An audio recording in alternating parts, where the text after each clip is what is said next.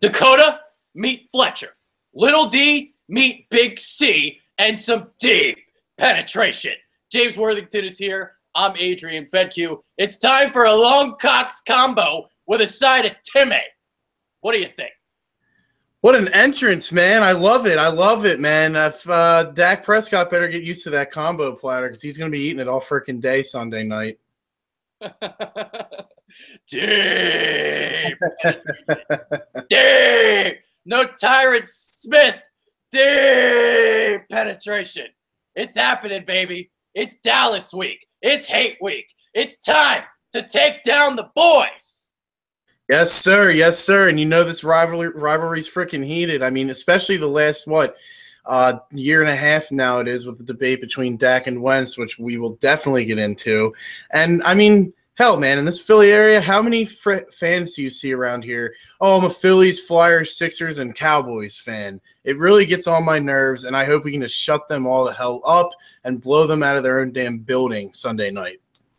Yeah, so we'll see what happens in terms of that left tackle situation. It seems like they're going to go make the move to Byron Bell. They're scared of the mental impact that I mean, why shouldn't you be? When you allow Adrian Claiborne, out of all people, to get 6 sacks, you basically gave him $1 million for the game that he had. So we'll see if Byron Bell can do any better. But to me, it comes down to helping him out. I mean, this is something that the coaching staff last week did nothing of. They didn't try to chip on that side, no tight end on that side. They didn't roll to the right away from the tackle, none of that. So Dakota had no shot. And we did a film study, Brendan and I, and out of the 8 sacks, we did think 2 of them could have been avoided. The other 6, no chance. Yeah, I watched that whole game, man. I mean, they made Adrian Claiborne look like an absolute superstar. I mean, he was using speed rush moves, and he's a big lineman. Like, he's not really a speed rusher. I mean, that guy they had in there, it was just a floodgate. I couldn't believe what I was seeing. And, I mean, everybody made the big deal about, Zeke being out. Well, Tyron Smith is, as we've talked about before, an absolute monster when he's healthy. Missing him was huge. Them losing Sean Lee in the game is huge. They have a lot that's working against them. I don't know much about this Byron Bell guy, but I definitely expect them to give him some help considering how good our D-line is. And with our, rotation, everybody's going to be fresh. You're going to have to give him help, even if it was a solid average tackle. I mean, throughout the game, these guys wear you down. So, with Byron Bell being in there, they better scheme for us because if not, we're going to be back there all day. I wouldn't be surprised to see them kind of just get the ball out quickly like a lot of our opponents do. Yeah, and another way to help combat the pass rush, well, if you can establish a running game, but the problem is the Eagles are the #1 ranked running defense in the NFL. So good luck trying to establish the running game. And honestly, this is one of the main reasons why I'm so confident heading into this game because of the way Dallas likes to play. They like to limit the possessions. They like to run the football, keep the chains moving, slow and methodical. Like, they play like 8 to 10 possession games. The normal game is like 12. So they limit the possessions. They try to drain the clock. But if you try to run the ball against Philly, it ain't going to happen, especially with no Zeke out there. I know it's a great offensive line, but the history with the Eagles and Cowboys, the Eagles' defensive line actually has historically done really well recently against the Cowboys' vaunted O-line. Yeah, I remember last year. I remember the first game we played against them, the one that we freaking blew. Our D-line held their own, if not handled their offensive line for the most part. I was really impressed with that. And this year, they're even better. They're even fresher. They're deeper. And, yeah, I mean, it's been a joy to watch. I love when we have a good defense in this city. And this defense plays physical. They play fast. And nobody runs a ball on them. It's smash-mouth football on defense. They do not let anybody run it. And I, as a Philly fan of all these years, can appreciate that, as it kind of reminds me of some of our old defenses. Dallas, their running attack last week was okay. It wasn't terrible. I think like Alfred Morris, his average was like a little under 5 a carry. It wasn't like terrible, but he's not Zeke. And another thing is, how nobody talks about how good Zeke is in pass protection. He's exceptional in my opinion in pass protection. So that's another key factor working against them. But no, this team, I mean, it's 9 games in now, and they're the #1 rush defense in the league. a couple big plays and they would have been number one for a while. We talked about, the Kareem Hunt run and a couple other ones. So, I mean, this is an elite defense, an elite front seven like we knew that it was going to be from the preseason. And Dallas is going to be screwed. They will not run the football on us. It's not going to happen. It just isn't. Yeah, they're going to make Dakota try to beat him. And by God, he's not going to be able to. Sorry. It's just not happening. It's just not. They can try to take the quick, deeper drops and all that, or quick, deeper drops. What the hell am I talking about? Quick, deeper drops, Jesus. The quick three-step drops. That's what I meant to say. Mm-hmm. So quick three-step drops, I mean, they can try that all they want, but the Eagles have seen that every game this season. The cornerbacks, you can tell, are used to playing against this style. So the cornerbacks playing well. If you take away the running game, you're going to make them one-dimensional. And not only make them one-dimensional, you might also take away half the field because if they're going to be rolling him to the right to get away from Byron Bell, so they're limited in their running attack and they're limited in their passing attack, and we haven't even gotten to our offense yet. Exactly. And I mean, Dez is a little banged up, which works in our favor. I mean, our corners like to play physical. I don't know who I'm assuming Jalen Mills is going to line up on Dez. Thinking that I don't know if Darby and Robinson's going to start, but I'm expecting them to kind of, start Robinson, bump him into the slot when we run nickel and bring Darby on, which leaves Douglas out, which I was actually looking forward to see Result Douglas play Dez, just considering how physical he is. But, I mean, Dez being hurt, that's another huge factor. He's killed us a couple years, and he's banged up. Cole Beasley's got this whole feud with Eskin going on, which Eskin said he's going to try and meet him before the game and get in his head a little bit. I don't know if that'll work, but, I mean, hell, who cares at this point, right? Dallas is so much working against them. It almost looks like it's just a huge task that lies ahead of them, and this is do or die. If they lose this, they go to 500, the division's over. So, I mean, with all it working against them, I think we're going to win the game, but they're not going to roll over like some people think. Like, it's not going to be, we just show up, go through the motions, and get it done. But at the same time, I mean, it's just they're without Tyron Smith. They got to roll Dak right, like you just said. This defense is one of the best in football. It's like at some point, man, you just got to look at it for what it is. Yeah, and you look at Cole Beasley, he's a guy that's always given the Eagles fits from the slot position, but the Eagles have made a change in the slot. Patrick Robinson is now the slot corner, not Malcolm Jenkins, what it kind of used to be when he went against Beasley. Beasley always toasted and roasted him, but we'll see how that matchup kind of goes because he's going to be kind of like the safety blanket for Dak, the way he runs those option routes, a little shorter stuff, so that kind of helps out there. I am curious to see how many snaps Darby gets. I don't think they'll bring him back and just bring him back fully from the get-go. I don't think that's going to happen. I mean, they shouldn't with how good we've been playing at the cornerback position. I really think your best option is when we go nickel, bring Darby on and bump Robinson inside, and it basically, unfortunately, bumps out Rasul Douglas, who I think's been, a little bit up and down, but for the most part, a lot of good out of him. Third-round rookie, he's been exceptional. Exactly. I really think he's got a bright future in the league. It's almost like we have a log jam at corner now. Looking ahead, that's another topic of discussion, but it's, what was once a weakness is now, holy shit, we got a bunch of guys that are Pro Bowl caliber right now. It's awesome. It'll be interesting to see how Darby plays. I mean, he looked good when he played against Washington. It sucked to see him go down. And it's just, I'm also, a little concerned if it does kind of disrupt our chemistry. But at the same time, I think this team has enough leadership that, guys kind of seamlessly will come in and just play as Ajayi did against Denver. You saw him come right in, and that big run obviously was a huge factor, but he also played pretty good on his other snaps as well. Yeah, and then let's move on to the other side of the ball. So Sean Lee is out. I've been reading kind of the stats all week in terms of the difference when he is on and off the field. But the big one is the yards per carry. So when he's playing, the Cowboys only allow 3.5 yards per carry, and that's it. When he's off the field, 5.5. That number goes up dramatically. And again, if you watch the film study that Brendan and I did, Jalen Smith was struggling. He was struggling big time. There was this one play that we showed where he was responsible for the B gap, and he just went straight ahead instead of going this way. I don't know what the hell he was doing there. But He can't go sideline to sideline and just play instinctively like Sean Lee can. So you're going to get like an extra yard or two per carry. And then you have Jay Ajayi getting the ball. And it's really encouraging what I heard this week. So I wrote an article for PI earlier in the week about Ajayi. I thought it was really cool how he just really picked up everything right away.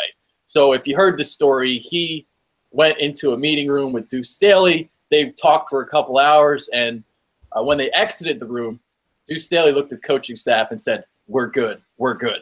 And Ajayi was picking up the playbook so quickly that they actually increased his workload as the week went on. So I think we're going to see a fair amount of him. I'm thinking he's going to get 15-plus carries. They're going to run the ball right down Dallas's throat. The way that they go about that outside zone, I don't think Jalen Smith's going to be able to go sideline to sideline and read these plays instinctively. So, I mean, and we haven't even gotten to Ginger Jesus yet. So we're going to stop their offense. We're going to be able to run the ball effectively. Oh, it's going to be – I'm like there's a little part of me that's like a little scared because this really does seem like such a mismatch on paper. No, I agree 100%. Like, I mean, I think we're going to steamroll them. I don't think it's going to be close. I think they're going to come out to a really good start. On paper, it looks like it should be, but it is Eagles-Dallas, and it just, like, I think we're so used to, like, as fans, we will think it's going to be, a steamroll game, and then the team lets us down, and they have that letdown game. It's not even like a trap game. It's just a letdown game. Yeah. That's why I picked the Chargers early on in the season. It just seemed like a game that this team would lose. And historically, well, this team is not those teams. I mean, it's different. I think the leadership, it's some of the strongest leadership we've had in years. And that's why I think I texted you, it was yesterday, saying this team comes out, they have a shot to basically close out the division fresh off a bye. If they're focused, they'll get the job done. If they're not, then it's going to say something about them. So this is, I think, for themselves, not even to the NFL, because the NFL knows how good they are, kind of to themselves and to the fans, like a statement game, like, okay, is this team going to take care of business? And just going back to that stat about Sean Lee, that is unfreaking believable, man. Like, if you actually think about that, 3.5 jumps to 5.5 when he's off the field. That's not just because he's so good and skilled at linebacker. It's because he's also lining everybody up. He sees plays before they happen. And that loss for them is huge. And, Doug Pederson's licking his chops, getting the call plays and confuse Jalen Smith back there if he's going to be the guy trying to set everybody up with his inexperience. So, I mean, and like you said, we haven't even gotten to Ginger Jesus yet. I'm also expecting Ajayi to have about 15 to 20 touches. I think it'd be smart to just get them running the football early, have our, those 8 to 10 minute drives, taking time off the clock. Even if you don't get 6, like just taking that much time off the clock's huge, and it wears down the defense. So I agree with pretty much everything you said there. Spot on. And man, are things falling our way this year with, Zeke out, Lee out, Smith out. God, feels good. And that brings me to this. Because thank God for FS1. Thank God for Skip Bayless. Thank God for Nick Wright. Thank God. What's the other motherfucker's name? Colin Cowherd. Yeah, thank God for you guys. Because you guys are providing the Eagles with billboard material. Mm-hmm. Thank you. Thank you. Because this team is 8-1 and everybody is doubting them. So they've had 2 weeks where they've heard all this bullshit. All this crap about how they're pretenders. They're not real contenders. Nick Wright saying they're not even a top 8 team in the NFL. Thank you, FS1, because the Eagles, they're going to come out flying on Sunday. They better. And, I mean, if you're a coach, you're putting that on the freaking, bulletin board or whatever the hell it is. You're telling them about it because you don't want them to pay attention to what the city's saying because the city thinks this team's going to the Super Bowl, which very well it could. But you don't want your team – you want your team to be aware of that, but you don't want them to get sucked up in it. They need to go out and play on a week-by-week basis. And shit like that, hearing that they're not in the top 8 team in the NFL, Skip going off about Dallas and this, that's good. That would piss me off, man. No respect. They're 8-1. They've beaten some good football teams, in my opinion. They absolutely throttled the best defense in the league. I mean, gosh, man, I'm hungry. I'm hungry if I'm the Eagles, and I'm ready to get going. And you know, Carson is ready to get going. big time show stage Sunday night in Big D, or Little D as we like to say, against Dak, who I don't care. Carson says it's not about him and Dak, and it's not. But as a competitor, you want to be the best. And you know Carson wants to prove to everybody in this game that he is the better quarterback. Yeah. You got that's ultimately measured by W's. So you got Dakota going against North Dakota. That's what's going on. I like that. Yeah. So, dude, I mean, seriously, though, like, Skip Bayless, man.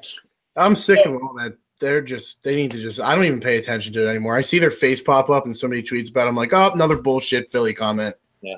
I mean, I know why they're doing it. Like, I know how FS1 operates. Yeah. I've kind of explained this before. Like, all right, they know that Philadelphia is a big market, and they know that Philadelphia's fans are very salty and very what's the word? They're very prideful. Yeah, prideful and passionate. Passionate. Yeah. So they target Philadelphia and their audience, and they just talk that ish because, well, idiots like us, we watch it and we comment on it, and FS1 will continue to send out tweets throughout the day. And we were like, oh, Nick Wright, you're an idiot. Skip Bayless, you're an idiot. Colin Cowherd, you're an idiot. This is exactly what they want. They're getting views and they're getting all that. So they're getting what they want.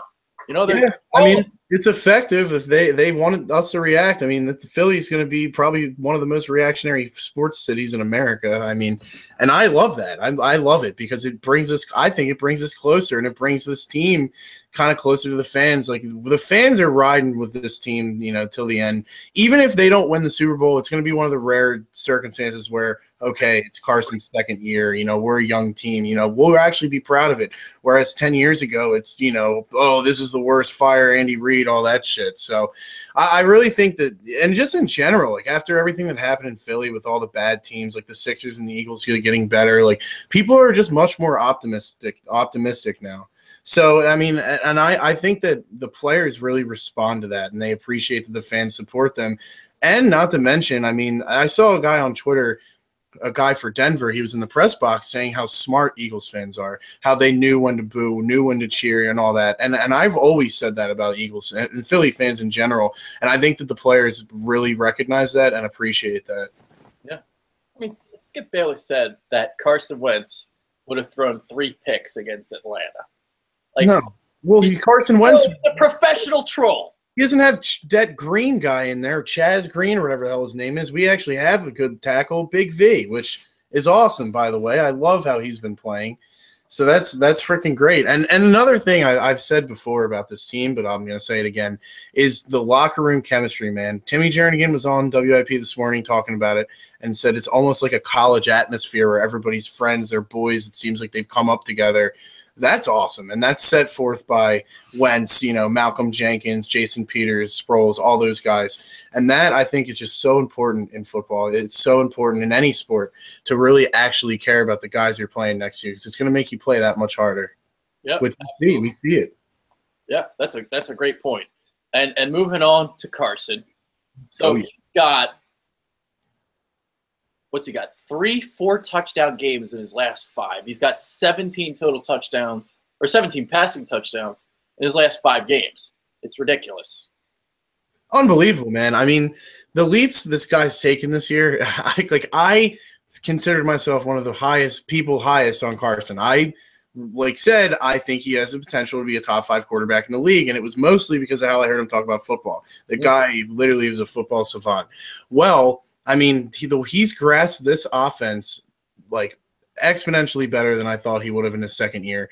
I knew we'd see a better Carson. What did we say before the season? Don't expect 38 and 10 and 4,500 yards. Well, look what the hell he's on pace for, man. Like, it's like you and I love him, and we both undersold him. We were tempering our expectations, but, I mean, I can't be happier with how he's played. I mean, it's almost like I'm getting chills talking about it. Like, I know he is going to bring the city at least a Super Bowl. I know he's going to do it. He's that good.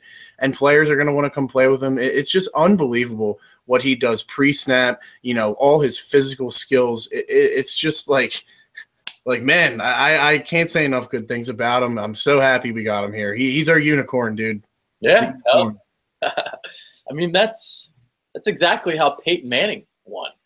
winning pre-snap, winning through the tape, like tape study, film study, knowing the defense's tendencies. Because when you look at the physical skill set, Peyton Manning doesn't have a bigger arm than Carson. You can't move like Carson. So, having that mind it's the most important trait for a quarterback. And we knew that Dakota had it. That's why I didn't like Jared Goff. I thought he was a complete idiot. Yeah. Yeah, I mean, that Hard Knocks thing was he really tough for him to live down. Yeah, I thought he was stupid before that. And Dak's a good quarterback. He's a good quarterback. Jared Goff, I mean, God, look at he's playing better. I mean, I still think, like we've alluded to, stats are kind of making him look a little better than he's played. But, I mean, God, Sean McVay, man, can't say enough about him. I don't want to go on a tangent, though. But, no, I mean, what separates Carson is the pre-snap. I mean, I think there's probably 2 quarterbacks in the league that do as much pre-snap before him, and I think that would be Brady and Rodgers. So holy shit, like second-year player, already the front runner, even odds on MVP candidate for Vegas. Can you remember a guy in his second year playing this good? Like Peyton wasn't this good his second year. Big Ben, he won the Super Bowl, I think. Was it a rookie or his second year he won it? It was his second year. He didn't play. They won despite him, in my opinion. Like they won with defense and a running game. Carson Wentz put this team on his damn shoulders these last 5-6 weeks, and has just taken off. And it's a beautiful thing to watch. And God, I mean, how the hell did he not go Division I single A? Like how the hell did this guy not get a scholarship? I mean, I know he wanted to play in North Dakota State, but wow. I mean, yeah, we just can't say enough good things about him. His deep ball has been much better.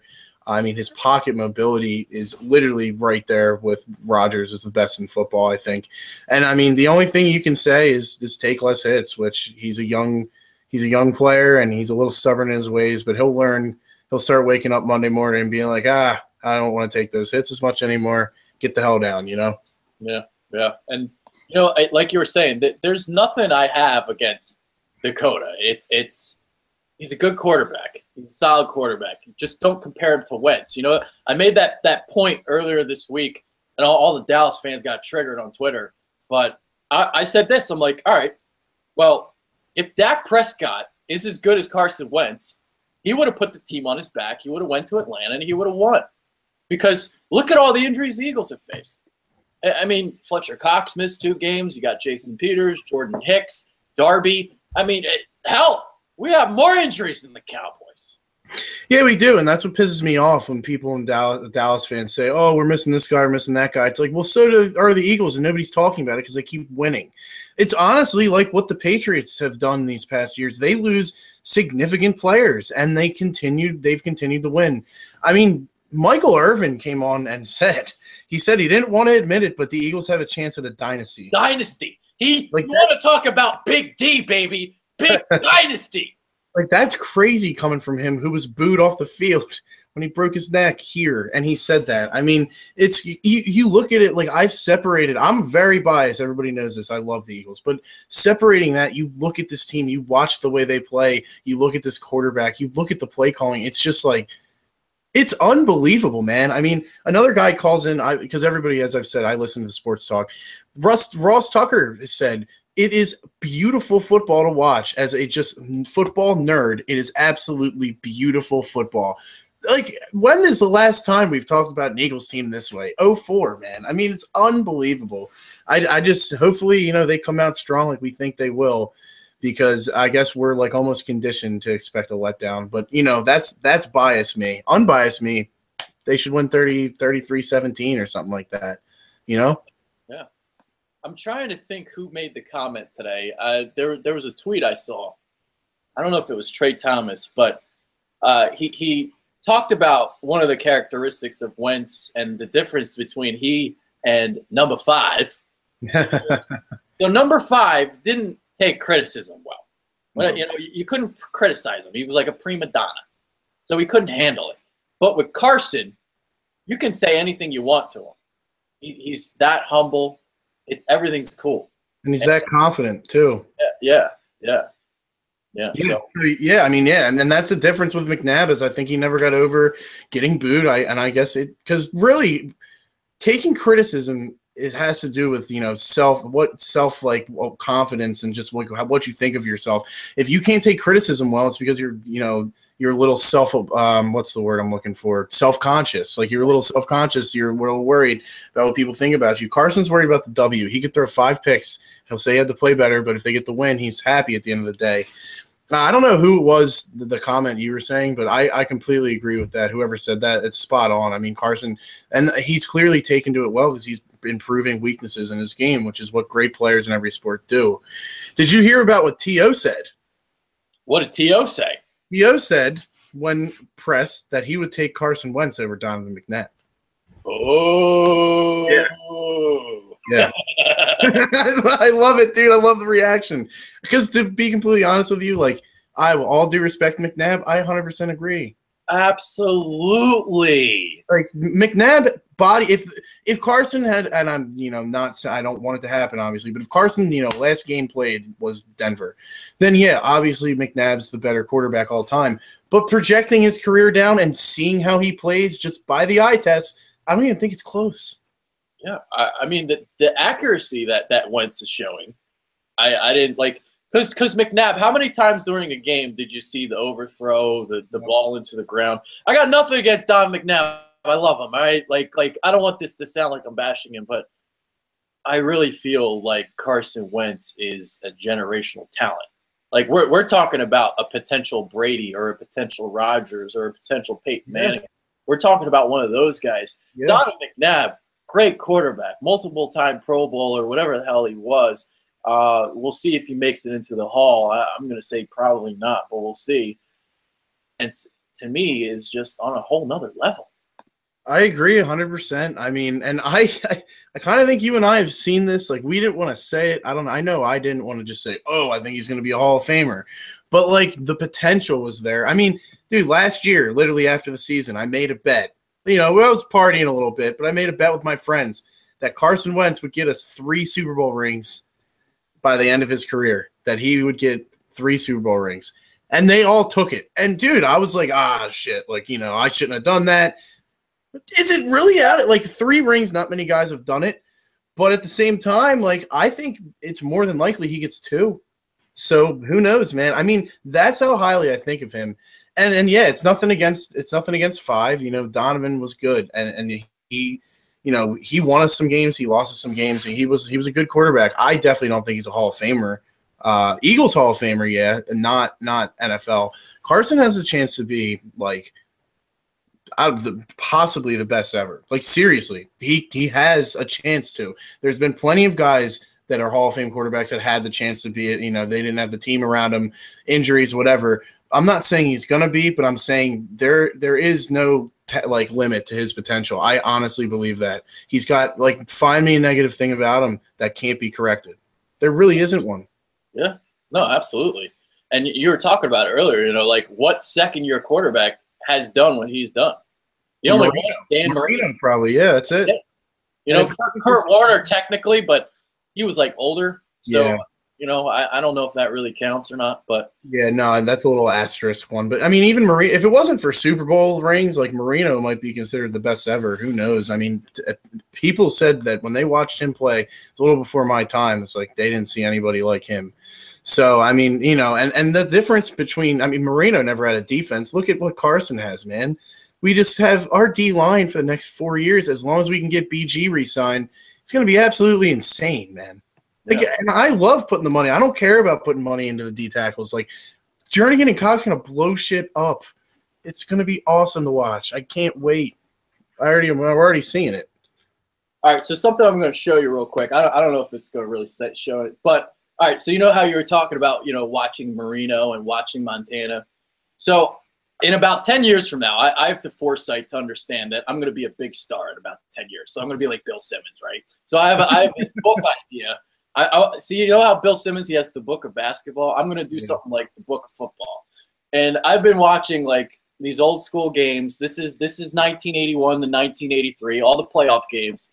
And I love watching games from the 80s because this is kind of when football really evolved. And 1981 was the big season where you had the 49ers really emerged. That was Joe Montana, obviously killing the league. And then 1984 came around. That season was unbelievable. That was Marino's second year where he really killed it. And let me tell you what, man. When I watch Montana play, I kind of think Marino is, like, in terms of, like, raw talent, Marino is better. Well, that's a lot of people have said that. I mean, a lot of, like, talent-wise, I've heard a lot of people say Dan Marino is the best ever. I mean, people say Aaron Rodgers is the most talented quarterback they've ever seen. Watching Aaron Rodgers play, a lot of that. Yeah. So, like, it's not. But at the end of the day, you're judged by wins. The quarterback, they get all the credit when the team wins. They do take a lot of it when the team loses. So that's how we measure him. And unfortunately for Marino, put him on the 49ers, maybe they're even better. Who knows? We'll never know, and it sucks. And I hate that guys are kind of penalized when they lose a team sport. Like when they take a loss in the Super Bowl, it's a team sport. But that's just how we measure him. I mean, that's why Brady is the best ever. Granted, I mean, the clutch performances out of Brady have been unbelievable. And Montana, too, had that clutch gene. But then again, I mean, look at what Montana was in the West Coast when it was just coming into the NFL. He had a great defense. He had Jerry Rice. So, like, it's crazy to think about. We'll never know. I mean, it would be nice. I would love to be able to go back in time and switch guys around and see who would do what. Imagine Rodgers on the Patriots, man. I mean, who knows? Yeah. So, it's a good point by you, though, man. I mean, Dan Marino was a hell of a freaking quarterback. Like, there's no getting around that. Yeah, so we'll kind of get off that topic now. But, yeah, but basically one more thing to say. I mean, because the West Coast offense back then, it was so revolutionary. Like, that 1981, you had a lot of stuff going on. Not only that, but you had Eric Coryell, the Chargers.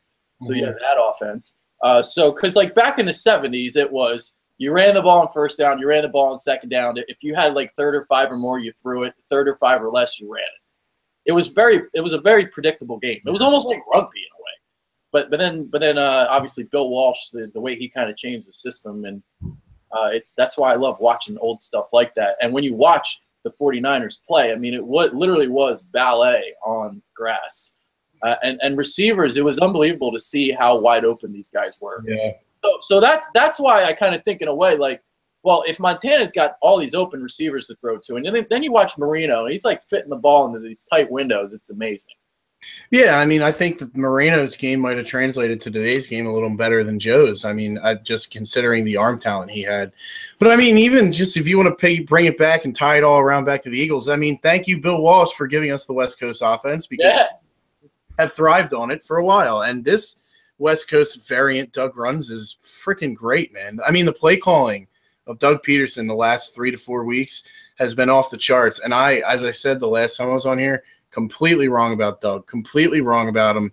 I couldn't be happier to be wrong about something. He's proven me wrong 100%. See, that's the great thing about us. Like when we're wrong about somebody, we can admit it. It's okay. Like we're not like Mike Lombardi, who's still, using that, well, Doug stinks.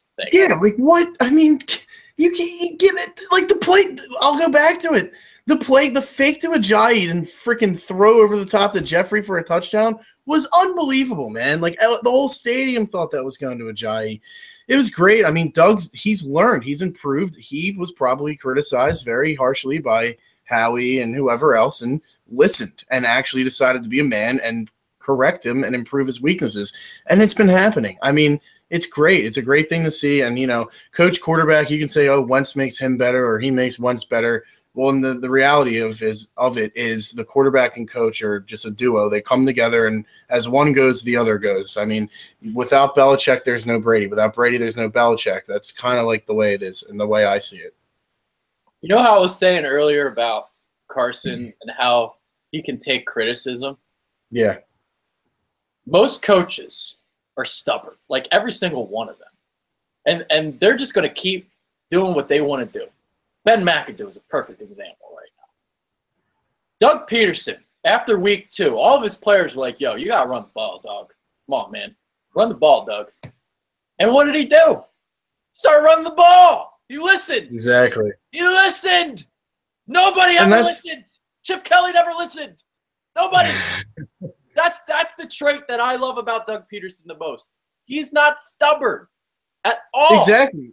And he's a player's coach, that's what players coaches do. They they listen to their players. They don't let their players run all over them. They have the respect of their players because they're so good to them, and they're going to listen to the team leaders. That's something I've had coaches in my past. Some listened to some suggestions we had. Some thought that if they listened to it, it would lower them down to our level and question their authority. It's like, that's so honestly like out of date, that mentality. Like, guys don't respond to that loud, yelling, authoritarian coach anymore. I really think that it's moving away from that, and you see it with the success Doug has had.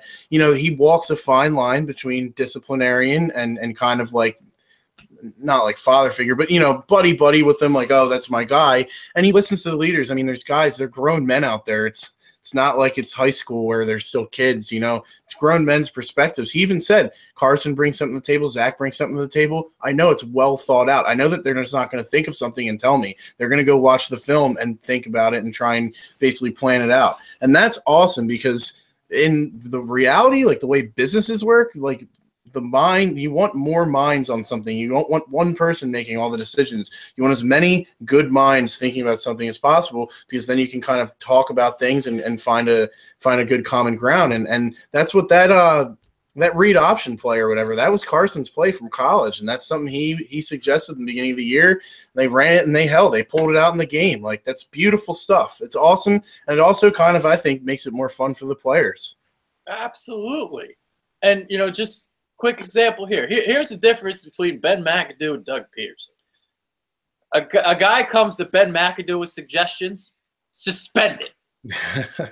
Doug Pederson, yeah, gosh, that's a great idea. Let's implement it into the game plan. Chip Kelly, worse than suspended, you're cut. Chip Kelly, man, oh my God, he's that guy. He's freaking genius, but gosh, is he bad with people. Yeah, I mean, it's awesome, man. It's awesome. And I think it does take, to be a coach like that, you need to have a good locker room, because there are immature guys in football that, you know, will, you know, screw up or not stay focused. But again, coming back to it, the veteran leadership, and I'm going to loop Carson in there, even though he's not really a vet. He acts like one and plays like one.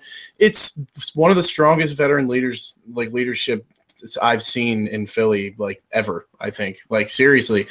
And that's what Doug is taking advantage of. I think he's really leaning strongly on them to kind of, you know, keep the team in line where he can focus on strategizing and focus on other things. And that's awesome, because as a head coach and a play caller, to have to also worry about disciplining your team and keeping them focused, it's just another thing to worry about. So it really makes me at least appreciate the veteran leaders on this team.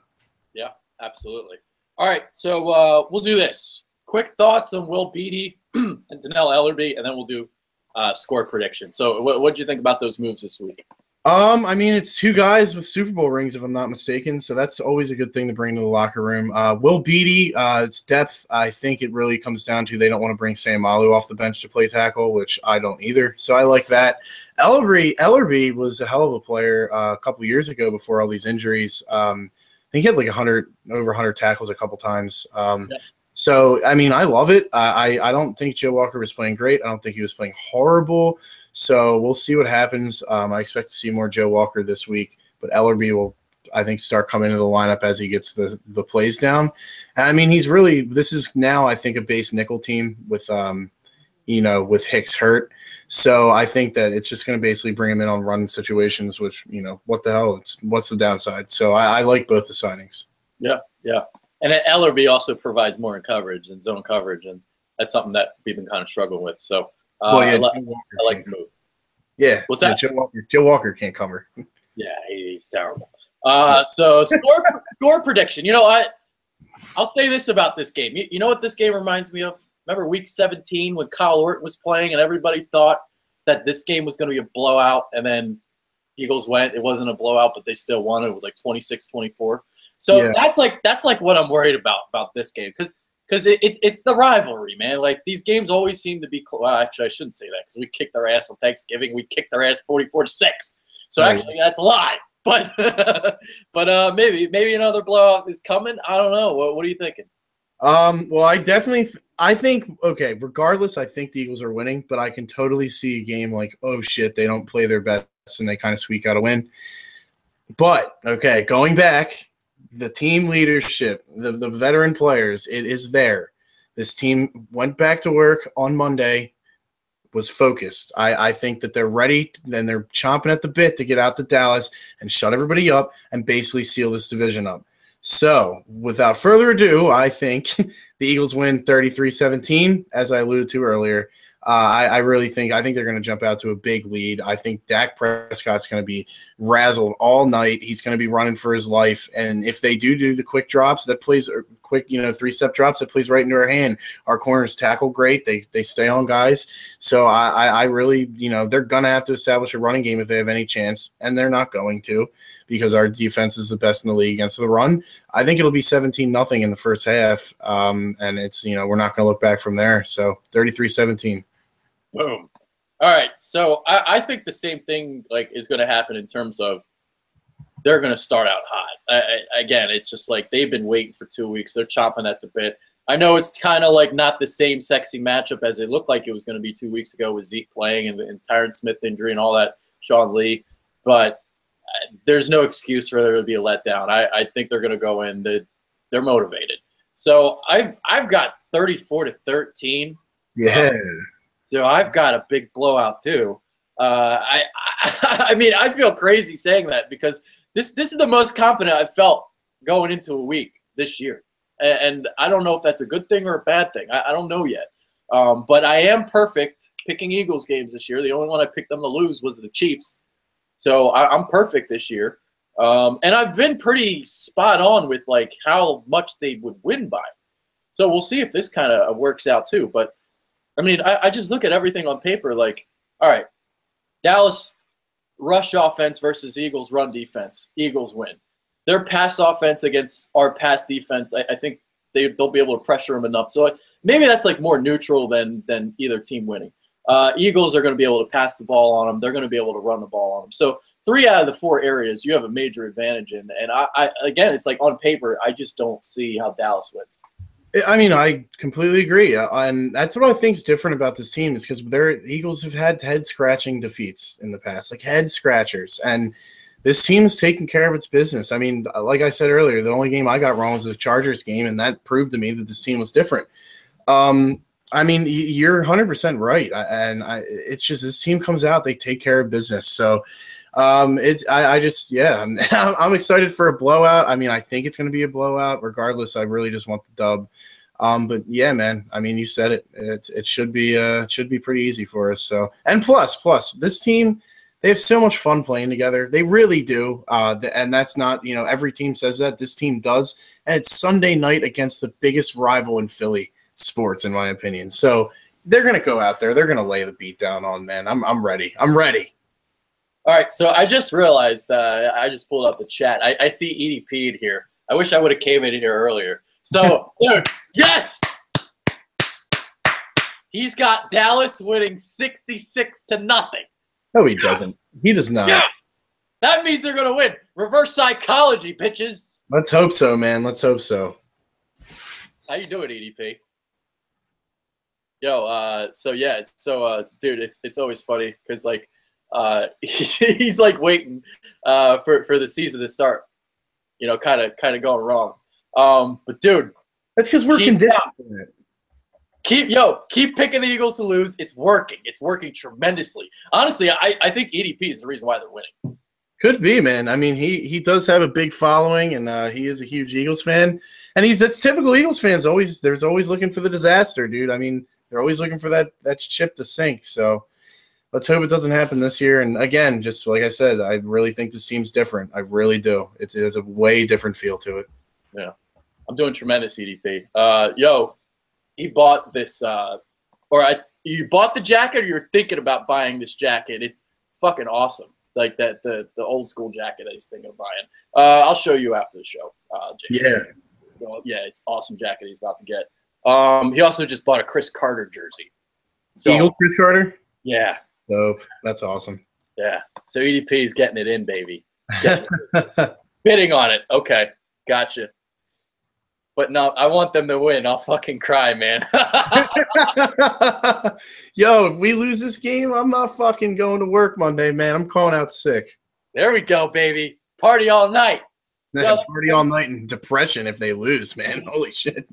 They're not going to lose this game. They got all these like Sunday night games coming up. I mean, you look at the line too. That we opened as 3.5-point favorites. We're 4-point favorites now. On a neutral field, take the 3-point away. That's a touchdown advantage for the Eagles on a neutral field. At the link, they'd probably be like 8-point favorites. Like Vegas has shown confidence in the line they set, and I mean, they usually get it right. Yeah, 3.5 like might not seem a lot, but that's actually Vegas giving them respect. Yeah, it is. It really is. So, I mean, I everything tells me this should be business as usual. It should be. It better be. If it's not, we've got some shit to talk about next week. Oh, man. Well, they're going to make it rain on Dakota, a.k.a. actually his first name is actually Rain. So they're going to make it rain on Rain. Really? That's his actual name. Yeah, Dakota I think is like either his middle name or like a nickname. Interesting. I did not know that. So they're going to make it rain on Rain. It's going to happen. So you got any final thoughts? Final thoughts, man. All I got to say is I hate the Dallas Cowboys, and I can't wait until all you damn fraud fans eat your freaking words after Sunday night's blowout. Let's go, Eagles. Yes, sir. Somebody's wondering when I will get a studio. A studio is mad expensive. Like he takes donations. Yeah, hey, if you want to build the studio for me, yeah, I gotta set up a Patreon page. That's the next thing I gotta do. I'm lazy as hell. So yeah, somebody also asked how old I am. I just turned 30, so I'm a 30 burger. Big 3-0, man. Happy belated. Yo, nobody thinks I'm 30. Like, everyone thinks I'm like 22, 23. No, you look like I like 25, 26, 27, which is a good age to look. Yeah. Oh, jeez. EDP's got work right after. So he's got 8 hours of work, and he's got to drive for 3 hours. Yo, they better win. Yeah, holy shit, man. I would hate that. Dude. Yo, yeah. Thought you were 26, 27. There you go. See? There you go. Yeah. See, I'm a young bull. It's because of this beautiful cheek fur. It's so luscious and, like, dark. That's what it is. All right, so we'll end it on that note. I know you've had a long day, a big, long work day, so we'll end it now.